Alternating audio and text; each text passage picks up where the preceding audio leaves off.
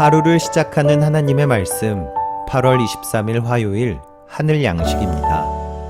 오늘 성경 말씀은 열왕기상 19장 9절에서 12절 말씀 가운데 12절 말씀입니다. 또 지진 후에 불이 있으나 불 가운데에도 여호와께서 계시지 아니하더니 불 후에 세미한 소리가 있는지라. 아멘.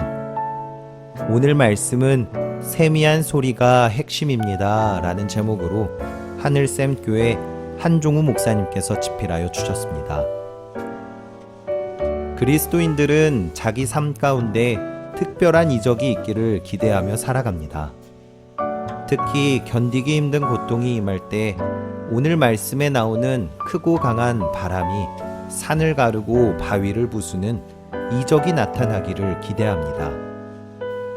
오늘 본문에 나오는 엘리야는 얼마 전 바알과 아세라를 숭배하는 선지자들과의 대결에서 승리한 하나님의 참 선지자입니다.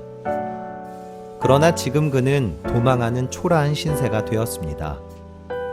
불로 재물을 사르고 비를 내리게 하는 등 이적을 수없이 행한 엘리야였지만 그의 사역은 성공했다고 보기에는 어려웠습니다.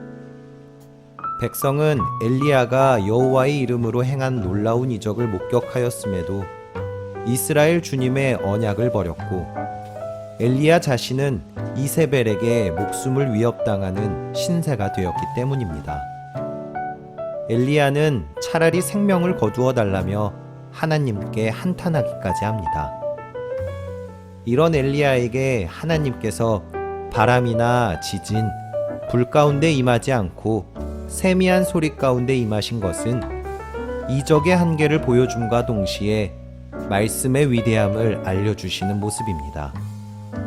하나님의 말씀은 살아있고 활력이 있어 좌우에 날선 어떤 검보다도 예리하여 라고 했습니다.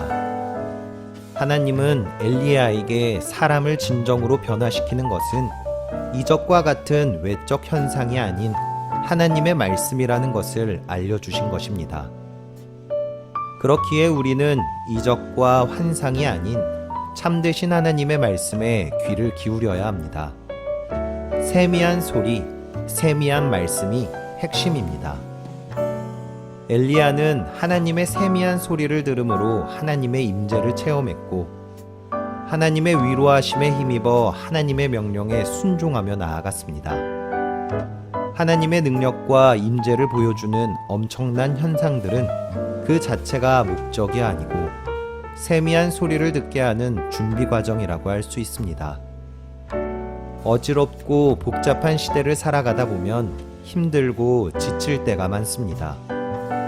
그럴 때 바람과 지진과 불 같은 크고 놀라운 이적에서 눈을 돌려 하나님의 세미한 소리, 하나님의 세미한 말씀에 귀 기울이는 주의 자녀들이 되기를 바랍니다.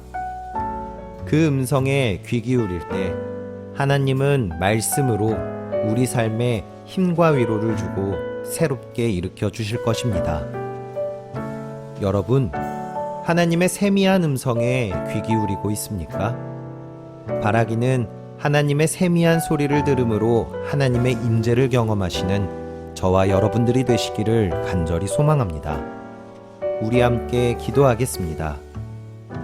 사랑의 하나님, 언제나 우리의 피난처 되시며 위로자가 되심을 믿습니다.